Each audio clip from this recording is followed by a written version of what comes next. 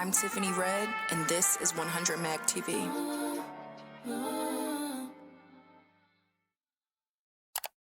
The U.S. Copyright Office mandates late fees for streaming services on delayed payments to songwriters. On Tuesday, September 5th, the U.S. Copyright Office issued a significant ruling that clarifies that streaming platforms must pay late fees when they fail to meet their royalty payment obligations to the Mechanical Licensing Collective, also known as the MLC, under the Music Modernization Act moving forward. However, it's essential to note that this ruling has specific limitations. It does not include Phonorecords 3 rates from 2018 to 2022. Songwriters have waited over 5 years for an estimated 700 to 800 million in back mechanical royalties from a delay in finalizing the rates. Well, this is good news. Moving forward, the DSPs, Spotify, Apple, and friends have to pay us late fees in the event that they take too long to pay our mechanical royalties to the MLC, so that if you have a publisher, your publisher can pay it to you, or it can be paid directly to you through the MLC or through the publishing company or an admin company that you have handling your publishing. So this is great news. My question to the Copyright Office is this: who holds the Copyright Royalty Board accountable? Because the reality is this delay and how long it's taking for us to get these royalties from Phonorecords 3 is partially on the CRB as well. Like, that's the reality. There are multiple songwriting groups that came together at the end of March. I think it's March 30th specifically. And they issued an open letter to the Copyright Royalty Board and the judges, along with a petition with almost 2,000 signatures from songwriters crying out saying, hey, I need my money now. That was in March. We didn't hear back from them until May. And then the rates were finally finalized in August. I believe it was August 14th or 15th. So throughout this whole year, we've missed. And now the DSPs have an additional 6 months to get the money, the additional money or whatever money is left over that hasn't gotten to the MLC yet, to the MLC for us to be paid. So by the time we get this money, it'll be 6 years later. This is not just on the DSPs. This is on the Copyright Royalty Board. Like I said, so much so that a petition went out, an open letter was written. It was written about in the press and everything. So are there late fees that the Copyright Royalty Board will be issuing as well for their delay? Will there be any real hard timelines? Like, okay, this happened this time. We have a month to get this together. We have a month to finalize this. Like, at what point will things start to move quickly? Because I'm pretty sure that those 3 judges would not like to have to wait 5 to 6 years to get paid their salaries to do this job that they do. I'm sure nobody would want to wait 5 to 6 years to get paid for anything. It's ridiculous. So, round of applause to the U.S. Copyright Office for holding the DSPs accountable. Now I ask that you hold yourself accountable.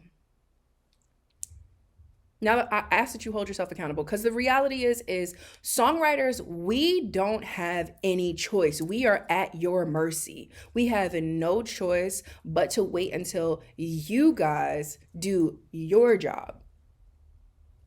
We have no control.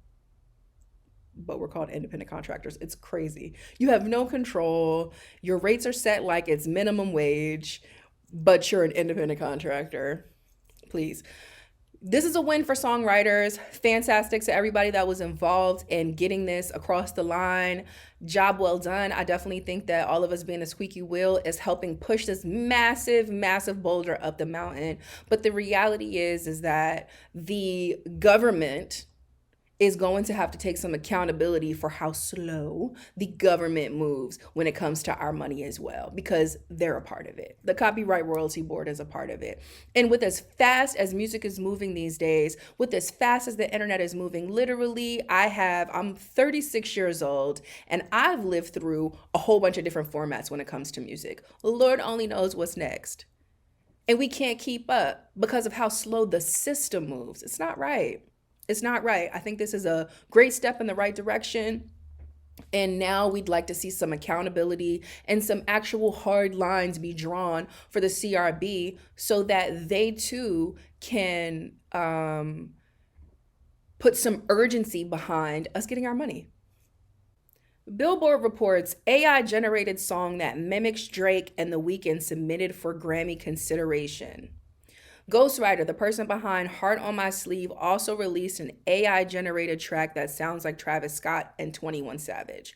So there's been a lot of buzz around this. Like, can AI win Grammys? Can it not? Like, what's the deal? So many people have been sending it to me. I've seen a lot of chatter online. And so the Recording Academy CEO, Harvey Mason Jr., entered the chat to clear some things up. Check this out. Hey, everyone. I'm sorry, but I have to clear up some of this bad and really inaccurate information that's starting to float around. This version of Heart on My Sleeve using the AI voice modeling that sounds like Drake and The Weeknd, it's not eligible for Grammy consideration. Let me be extra clear. Even though it was written by a human creator, the vocals were not legally obtained. The vocals were not cleared by the label or the artist, and the song is not commercially available. And because of that, it's not eligible. I take this stuff very seriously. It's all complicated and it's moving really, really quickly. And I'm sure things are going to continue to have to evolve and change. But please do not be confused. The Academy is here to support and advocate and protect and represent human artists and human creators, period. Thank you. I think these rules are fair. How can a song win a Grammy, an artist win a Grammy for a song they didn't perform? Who would win the Grammy? AI? No, AI is not a person.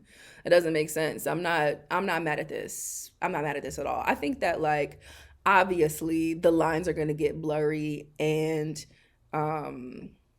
yeah, this is obviously uncharted territory. The lines are going to get blurry, but listen, the Recording Academy drew a line clear in the sand and said, listen, this is not gonna win a Grammy. No, this was not the vocals were not legally obtained.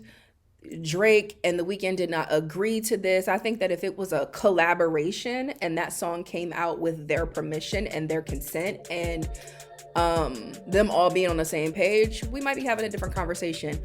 But it wasn't, and so the answer is no. There it is, folks.